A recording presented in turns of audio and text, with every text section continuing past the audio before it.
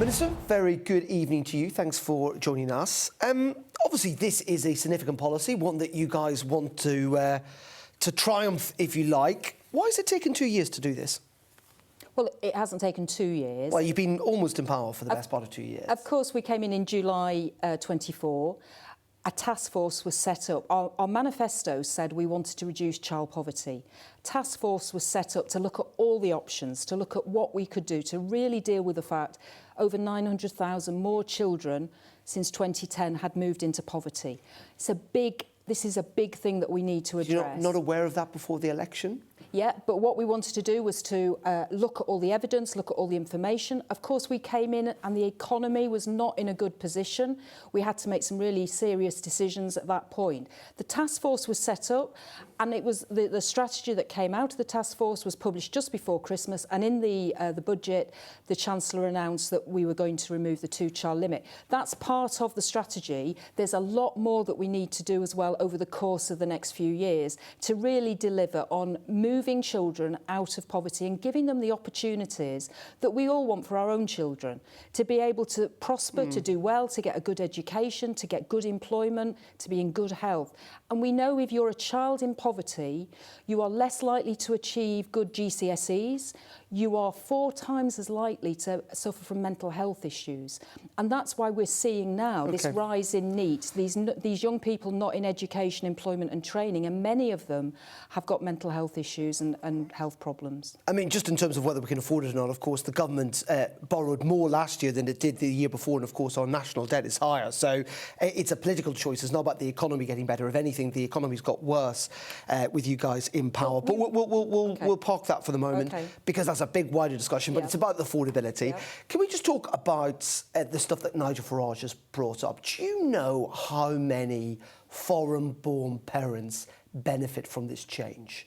What I know is that 9 out of 10 families that will benefit from the two-child limit being removed have a UK-born parent. Okay, so one of the parents is UK-born. The vast majority of families that will be affected have a UK-born parent. Okay. Yes. And when Nigel Farage brought this up, do you understand why he did, or do you understand why lots of his supporters are concerned about this, that they don't want benefits going to foreign-born parents? Is that something that you think is an acceptable view to have? Well, look, the ability to claim social security benefits is based on immigration status and residency. And you will know before Christmas, the Home Secretary talked again about how we could tighten that up. And there's going to be a consultation about that. But there's no right to benefits just because you have a certain nationality. You have to have the right immigration status and you have to have residency as well. But do you understand why lots of British people, and lots of British people do, think this, that they think that foreign-born parents, or indeed foreign-born individuals, shouldn't be allowed to claim benefits?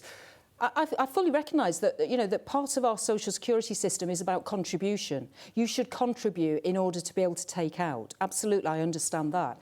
I think Nigel Farage, though, is up to mischief, actually, with this policy that he's talking about. Because I think the British public, what they want to do is they don't want to see children in poverty. They want to see children given opportunities and chances in life.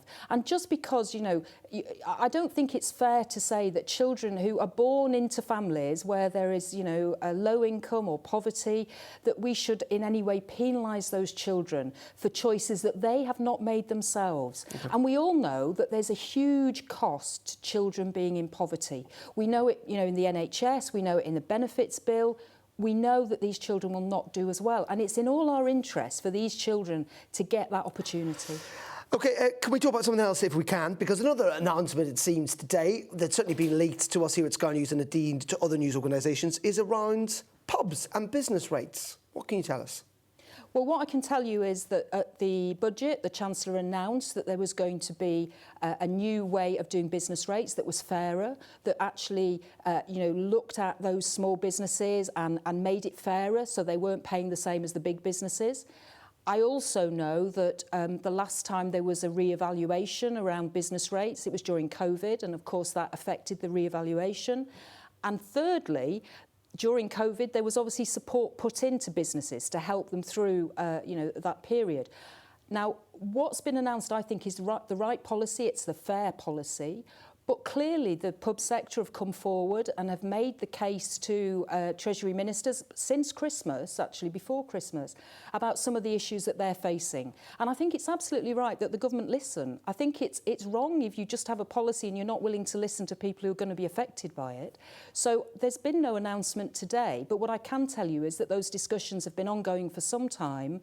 And, I want to make sure the policy works because we all want to see a thriving But we are going to sector. see more help for pubs. That's kind of the bottom line. Well, there was help announced actually in the budget. But we're going to see additional help. Well, that's the reason why these conversations have been had, because the amount that was announced, I think it was over 4 billion. The pub sector have come forward and made the case for why they think more needs to be given or more help needs to be added into the equation. I think that's absolutely right to have those conversations. You talk about this government listening. I mean, there's a fine line between listening and essentially changing your mind every couple of minutes. I mean, you've listened apparently to farmers, change your mind on inheritance tax. You listen to some of your MPs, you've changed your mind on child benefits. You listen to pensioners, you change your mind on the winter fuel allowance. You listen to the European Union, you changed your mind on the Erasmus scheme. You listen to, again, your backbenchers and change your mind on the benefits bill. You listen to businesses and change your mind on workers' rights. I could go on. I mean, the grooming gangs inquiry, it's endless. I mean, it gets to the point, Minister, where, frankly, this government seems not that it's listening, that it's incompetence, announcing policies and a couple of weeks, couple of months, maybe a year later, changing its mind. Well, I'm not sure that list you gave is really a fair list. I think, the grooming gangs, that there's been a lot of work going on behind the scenes to get to the point that the inquiry's been set up. So I'm not quite sure that's in the same category. But what I would say is that it's absolutely right and proper that governments listen. And I want to make sure this government's policies are as good as they can be. So if information comes to light when a policy's been announced, what are you saying? We shouldn't listen? We shouldn't engage? We shouldn't have the conversation? I would suggest that you've been in power for less than 2 years, as you rightly pointed out. You were in opposition for 14 years. People would have thought when they elected you in July 2024 that you had a plan for the country. What's clear is that you have got a plan, you announce it, and then literally a couple of weeks or months later, on some key issues, you change your mind.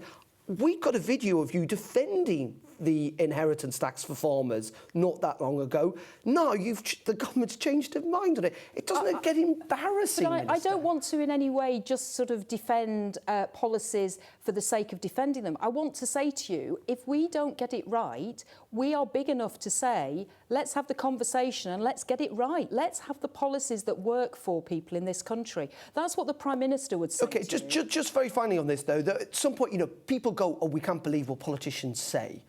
And when they listen to politicians come out and defend policies over and over again that then get junked or changed or modified months or weeks later, people then go, well, how can we believe anything you're going to say going forward? You may well change your mind on loads of stuff. Well, all I can say to you is that politicians, on the whole, act in good faith. We are presenting policies to the British people that we believe are right for our country, are in the national interest.